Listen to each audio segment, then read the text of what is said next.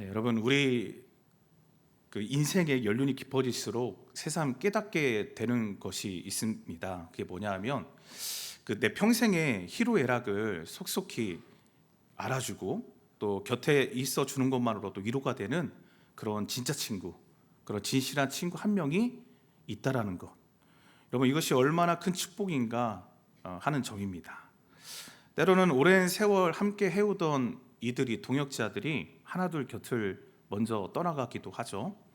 그리고 자식들에게는 또 내 깊은 속마음을 다 털어놓지 못하는 그러한 어려움들, 그런 우울감들이 찾아올 때도 있습니다.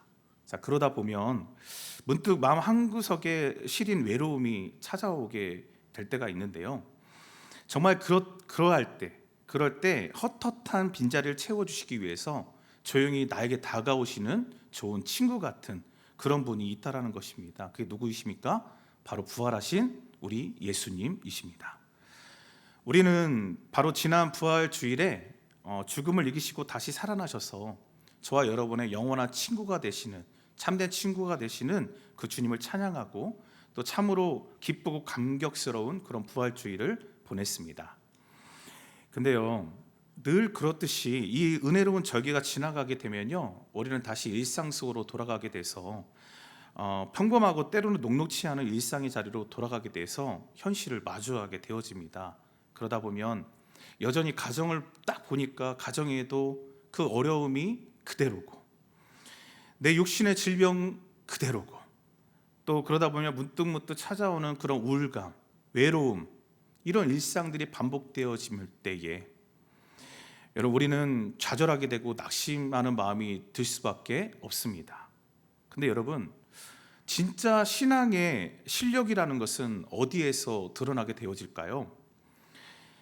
신앙의 실력, 그것은 특별한 절기나 뜨거운 예배의 순간에만 나타나는 것이 아닙니다. 진짜 신앙은요, 이렇게 외롭고 고단하고 낙심되어지는 그런 일상 속에서 부활하신 우리 주님께서 여전히 나와 함께하고 계시는가, 그분이 내 삶의 가장 친밀한 친구이자 진짜 주인이 되고 계시는지를, 그것을 증명해내는 바로 그때가 신앙의 실력을 증명해내는 시간이라는 것입니다. 오늘 우리가 함께 보는 이 누가복음 5장 말씀에는 여러분 너무나 잘 아시는 중풍병자, 이 중풍병자와 그를 메고 온 사람들의 이야기가 나오고 있습니다. 우리는 흔히 이 본문을 대할 때마다 지붕을 뚫는 친구들의 열정, 또 병고침을 받은 놀라운 기적에 우리들이 시선이 가게 되어지고요, 주목을 하게 되어지는데, 근데 성경이 원래 의도한 바를 깊이 들여다보면 이 이야기의 진짜 주인공은 지붕을 뚫은 그런 사람들이 아니라, 또 병나음을 입은 사람이 아니라 바로 살아계신 우리 예수님이라는 것을 발견하게 되어집니다. 여러분 오늘 본문의 유일한 주인공, 우리의 모든 시선이 향해야 될 분, 그분은 오직 예수 그리스도 한 분뿐이라는 것을 기억하시길 바랍니다. 그래서 바로 오늘 이 말씀을 통해서 우리 살아가는 매일의 일상 속에서 우리 삶을 통해 우리 주님이 어떠한 분으로 높임을 받으셔야 되는지, 드러나셔야 하는지 그 영적 은혜를 함께 나누고자 합니다. 먼저 오늘 본문을 통해서 우리가 알게 되어지는 것은 예수님은 우리의 육신의 문제를 넘어서 영혼을 살리시는 우리의 하나님이시다라는 사실입니다. 육신의 문제를 넘어 영혼을 살리시는 하나님. 본문 17절을 보십시오. 17절 말씀을 함께 읽겠습니다. 시작. 하루는 가르치실 때에 갈릴리의 각 마을과 유대와 예루살렘에서 온 바리새인과 율법 교사들이 앉았는데 병을 고치는 주의 능력이 예수와 함께 하더라. 아멘. 5장에 보면 예수님이요 제자들을 부르십니다. 그리고 또 나병 같은 병자들을 고치시는 이러한 사역들을 이어나가고 계시는 장면들이 등장하는데, 여러분 예수님께서 병자들을 고치고요, 귀신들을 내쫓고 이런 사역들을 계속 행하시니까 예수님의 소문이 이 온 사방에 퍼지게 되어지는 것입니다. 그래서 이 소문을 듣고 많은 무리들이 말씀도 듣고 병도 고침을 받고자 해서 정말 구름대처럼 예수님 있는 곳으로 몰려들었습니다. 그리고 그 무리들 중에는요, 갈릴리와 또 유대와 예루살렘에서 온 바리새인들, 율법 교사들도 앉아 있었습니다. 물론 이런 지도자들이, 종교 지도자들, 바리새인들, 교사들이 왔던 이유는 예수님의 은혜를 사모하고 예수님 말씀을 듣고 뭔가 진리를 발견하기 위해서 온 것이 절대 아니었습니다. 저 젊은 저 예수라는 자가 혹시 말을 하면서 율법에 어긋나는 말을 하지는 않는가? 그걸 꼬투리 잡으려고, 그걸 평가하고 정죄하려고 하는 그런 기득권자들이 그 자리에 있었다라는 것입니다. 그러니까 그런 사람들로 인해서 정말 발 디딤 그런 틈조차 없는 상황에서 한 사건이 일어나게 되어지는데요. 그 사건이 바로 18절과 19절에 기록이 되어져 있습니다. 여러분 가져오신 그 성경책에 이렇게 좀 보시겠어요? 성경책 자막에는 절대 나오지 않습니다. 성경책 보시면요, 이렇게 기록되어져 있어요.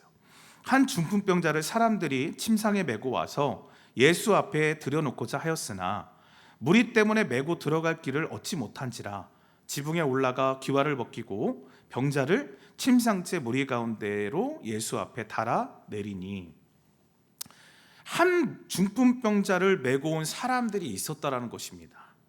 마가복음의 말씀에는요, 여기에 네 사람이라고 이렇게 명시되어져 있는데요, 여러분 이들도 많은 무리들로 인해서 도저히 예수님 앞으로 나아갈 수가 없었더란 상황이에요. 결국 그들이 택한 방법, 예수님이 계시는 그 집 지붕으로 올라갑니다. 그리고 그 집 지붕에 있는 기와를 하나씩 벗겨내는 거예요. 그리고 침상에 누워져 있는 중풍병자, 그 침상째로 그 병자를 끈에 달아서 내리게 되어지는 거예요. 어쩌면 이게 참 몰상식해 보이는 그런 모습 아닙니까? 아니 자기 집도 아니고 남의 집 지붕을 다, 기와장을 다 뜯어내가지고 비 오면 어떡하라고. 몰상식해 보여요. 그만큼 여러분 이들의 마음에는 이 병자를 반드시 고치겠다라는 간절한 믿음과 헌신의 마음이 있었던 것입니다. 이들의 간절한 믿음과 헌신을 예수님이 보시죠. 너무나 잘 알고 계셨어요. 그리고 예수님께서 이렇게 응답하십니다. 근데 여러분 우리가 보게 될 20절 말씀인데, 이 20절 말씀에서 우리가 예수님의 그 첫 마디에 집중을 할 필요가 있어요. 예수님을 달갑게 보지 않는 그 수많은 종교 지도자들이 거기에 있었는데, 정말 그들이 눈에 불을 켜고 지켜보는 그 긴장된 순간에서 우리 예수님이 20절 말씀에 이렇게 선포하고 계시다는 겁니다. 보십시오. 예수께서 그들의 믿음을 보시고 이르시되 이 사람아 내 죄 사함을 받았느니라. 아멘. 내 죄 사함을 받았느니라 그러셔요. 성도 여러분, 육신의 병을 고치러 온 사람에게 너희 죄 사함을 받았느니라, 그러니까 너는 죄 용서를 받았다는 그런 선언을 하신 거예요. 너는 죄가 없다, 죄 용서를 받았다.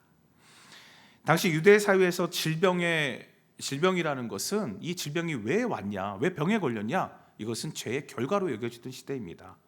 죄를 지었기 때문에 병을 얻은 거야, 그렇게 정죄를 하던 시대예요. 근데 여러분 이것이 당시 유대 사회를 팔칵 뒤집어 놓을 그럴 만한 폭탄 선언이었다라는 거예요. 예수님의 말씀이 내 죄의 사함을 받았다.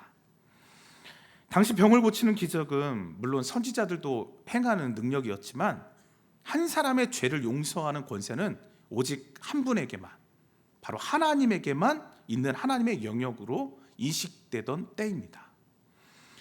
당시 신성모독의 죄가 있었어요. 신성모독을 하는 자, 자기가 하나님이라고 말하고요, 자기가 진짜 하나님처럼 하는 자는 신성모독죄로 돌에 맞아 죽이는, 사형당하는 그런 아주 중대한 범죄였습니다. 그런 시대에 예수님이 자기가 죄를 사할 수 있는 능력이 있는, 그러니까 다시 말하면 내가 하나님이다, 이거를 나타내고 있는 상황인 거예요. 여러분 그러니까 율법에 능통했던 율법주의자들, 이 바리새인들 어떻게 되었을까요? 자기가 하나님이다라고 말하는 이 예수님을 보면서 눈이 뒤집히는 겁니다. 아니 저 사람 봐라, 저 자가 지금 스스로 자기가 하나님이다라고 자기 말로 말하고 있네. 이런 건방진, 이런 상황인 거예요. 자, 그렇다면 예수님이 자기가 그 말을 하게 되면 이 바리새인과 율법 지도자들이 종교 지도자들이 자기에게 어떻게 반응할지 여러분 예수님이 과연 모르셨을까요? 예수님 다 알고 계셨어요. 자기가 위험에 처하게 될 거 알고 계셨습니다. 그럼에도 불구하고 왜 예수님께서 이런 위험한 선포를 하시고 계실까? 예수님은 단순히 이 중풍병자의 그 굽은 마디를 펴주고 일상으로 돌려보내는 그런 유능한 의사 정도로 남고 싶지 않으셨던 겁니다. 예수님이 이 선포를 통해서 죄사함을 받았다라는 이런 선포를 통해서 말씀하신 것은 내가 바로 너희 죄와 영원한 사망에서 지옥 갈 너희들을 건져낼 수 있는 구원자이고 너희 눈앞에 있는 내가 곧 창조주 하나님이다라는 것을 진짜 자신의 그 정체성을 온 세상 앞에 드러내셨던 일이 되는 것입니다. 성도 여러분, 우리 인생에서 가장 끔찍한 비극이 있습니다. 그 비극이요, 단지 내 몸이 늙고 병들고 그런 것에 있는 것이 아니라 우리 인생의 가장 끔찍한 비극이라는 것은 내 영혼이 하나님과 단절되어져 있는 상태입니다. 다시 말해서 하나님과 내가 단절이 되어서 영원한 사망, 지옥에 이르는 예수를 믿지 않는 그 죄, 이 죄를 사함받지 못한 이것이 우리 인생의 가장 큰 비극인 것입니다. 예수님은 바로 그 본질적인 죄의 사슬을 끊어내고 우리를 하나님과 화목하게 하시는 위대한 구원자의 역할을 하시려고 바로 이 낮고 천한 이곳에, 이 땅에 임하신 것입니다. 사실 오늘 이 본문을 묵상하면서 제 마음속에는 이 십자가의 은혜와 구원의 감격이 참으로 이 감격으로 인해서 마음이 좀 벅차 올랐습니다. 성도님들께도 제가 이 많은 그 기도 제목들 이렇게 공유해 드릴 때가 있는데요. 중보 기도 제목으로 드리는 제목 중에 제가 결혼을 한 지 15년째입니다. 15년 차입니다. 굉장히 좀 얼마 안 됐죠? 네. 우리 군사님들은 거의 한 50년 네, 그렇습니다. 네, 15년 차인데 15년 동안 제가 만나는 정말 좀 많이 친한 분들에게 좀 이런 기도 제목들 드렸었는데 그 중에 하나가 뭐였냐면 바로 저희 장인어른의 구원을 위한 기도 제목이었습니다. 어떤 분들은 그러시더라고요. 아니 목사 가정에 어떻게 안 믿는 사람이 있을 수 있지? 이런 목사 가정에도요 안 믿는 가족 친지분들이 있을 수 있어요. 이상한 일이 아닙니다. 하나님의 때가 있는 것이죠. 그 장인어른이 아직 예수를 영접하지 못한 장인어른이 직업상 타지로 가실 때가 굉장히 많아요. 그리고 예수님을 주인으로 구원자로 영접하지 못하셨는데 최근 그 장인어른께서 그 2번이나 큰 수술을 받으시게 됐습니다. 그래서 극심한 이 고난의 때를 많이 보내셨어요. 근데 제가 2달 전쯤에 처가에 갔을 때 장인어른과 그 좀 복음을 다시 한번 나눌 수 있는 기회가 돼서 복음에 대해서 이제 선포를 했었는데 그때 장인어른이 그때도 그러시더라고요. 이제 내가 곧 교회 나가야지. 이제 나갈 거야. 막 그러시더라고요. 올해는 나가겠다라는 말씀으로 제가 그렇게 들렸어요. 그래서 너무 주님께 감사했죠. 그리고 마침내 이번 부활주일에 주님께서 놀랍게 그 일을 행하셨습니다. 장인어른께서 드디어 교회에 발걸음을 하시고요, 교회 등록을 하신 것이에요. 기도가, 제 개인적인 기도가 15년 만에. 그런데 정말 감동적인 것은 장인어른께서 보내오신 그 카카오톡 그 메시지와 사진이었는데요. 그 사진에 보니까 사진에 그 예배에 집중을 안 하셨더라고요. 사진으로 예배 풍경을 이렇게 찍어서 보내오셨고, 그리고 함께 메시지 한 줄을 보내오셨어요. 이렇게 적혀 있었습니다. 신고합니다. 오늘부터 하나님 친구합니다. 할렐루야. 진짜 이렇게 보내오셨어요. 신고합니다. 오늘부터 하나님 친구합니다. 저는 이 문자를 보면서 우리 예수님이 정말 최고의 영광을 받으셨겠구나, 그걸 깨달았어요. 그리고 제가 주목한 단어는 우리 장인어른이 보내온 이 메시지 중에 하나님 친구라는 단어였습니다. 친구. 혹시 장인어른이 그날 그 출석했던 그 교회 말씀이 요한복음 15장의 말씀이었나? 그 교회 홈페이지도 제가 검색해 봤어요. 그 말씀을 듣고 이렇게 보내셨나? 근데 그날 그 말씀 본문이 아니었더라고요. 어떻게 하나님을 친구로 우리 장인어른께서 이렇게 고백을 했을까? 하여튼 장인어른께서 수술을 하시고 이제 몸도 회복되고 살만하니까 교회에 나간다, 그런 육신적인 기적 자체에 초점을 맞춘 문자가 아니라 그 어려운 시간 끝에 바로 예수님이 나의 창조주이시구나, 구원자이시구나, 그 인생의 가장 친밀한 친구로 모셔드렸다라는 그 위대한 영적 항복선언이 제겐 너무나 큰 감동이 되었다라는 것입니다. 여러분, 바로 이것이 예수님께서 중풍병자에게, 그리고 오늘 저와 여러분에게 진짜 전해주고자 하시는 그런 은혜라는 것을 기억하실 수 있기를 바라겠습니다. 단지 이 땅에서 몸이 조금 더 건강해지고 편안하게 사는 것을 넘어서 죄사함을 받고 만물의 주관자이신 하나님을 영원한 나의 친구로 모셔드리는 것. 요한복음 아까 15장 말씀드렸죠. 요한복음 15장 15절에 이제부터는 너희를 종이라 하지 아니하고 내 친구라 하였노니, 이 말씀이 기록되어 있어요. 친구라고. 정말 영광의 주님이 흠 많고 연약한 우리를 향해서 들려주시는 이 놀라운 관계 회복이야말로 여러분 우리 인생에서 가장 크고 위대한 기적이라는 것을 굳게 믿으실 수 있기를 주님의 이름으로 축복을 드립니다. 이게 바로 큰 축복이에요. 가장 큰 축복. 그래서 다시 오늘 말씀 본문을 통해서 깨닫게 되는 은혜, 결국 우리 성도의 삶이라는 건 이런 예수님의 권위를 높이는 간증의 삶이 되어져야 한다는 점입니다. 네가 무슨 하나님이냐, 네가 하나님인 것처럼 행동을 하냐, 그렇게 신성을 못 오겠다 비난하는 그런 바리새인의 비난 속에서 예수님은 자신에게 죄를 사하는 권세가 있음을 증명하시려고 이 병자를 향해서 이렇게 명하고 계십니다. 그 말씀이 24절 말씀이에요. 그러나 인자가 땅에서 죄를 사하는 권세가 있는 줄을 너희로 알게 하리라 하시고 중풍병자에게 말씀하시되 내가 내게 이르노니 일어나 내 침상을 가지고 집으로 가라 하시매. 아멘. 내가 내게 이르노니 일어나 내 침상을 가지고 집으로 가라 명하셨습니다. 자, 이 말씀을 하시니까 평생 마비되어져 있던 그 병자가 어떻게 되었죠? 벌떡 일어나게 되는 거예요. 자기를 올가매고 있던 절망의 상징이었던, 어떻게 보면 평생을 의지하며 살아야 했던 그 수치스러운 침상을 이 병자가 번쩍 들고 당당히 걸어가게 된 겁니다. 본문 25절 말씀 우리 한 목소리로 함께 읽겠습니다. 25절입니다. 시작. 그 사람이 그들 앞에서 곧 일어나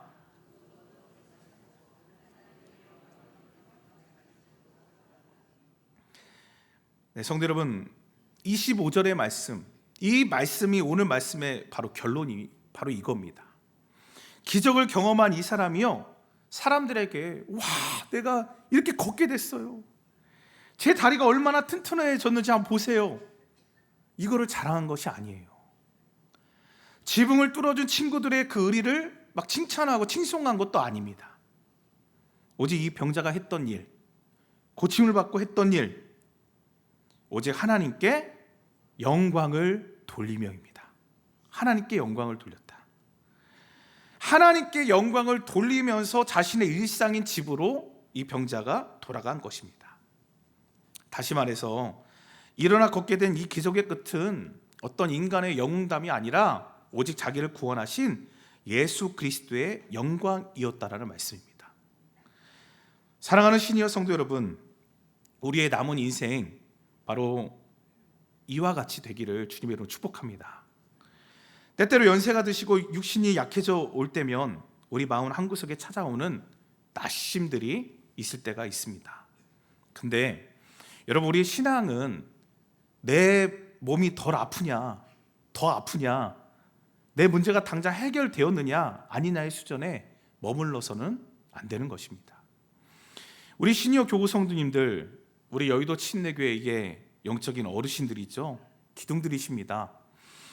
산전수전 공전전 다 겪으시면서 눈물로 믿음의 그 지주를 지켜오신 영적인 베테랑들이 이 자리에 앉아 계십니다. 이제 우리의 삶의 목적이 이 남은 인생 가운데 더욱더 명확해져야 됩니다. 어떻게 명확해져야 될까요?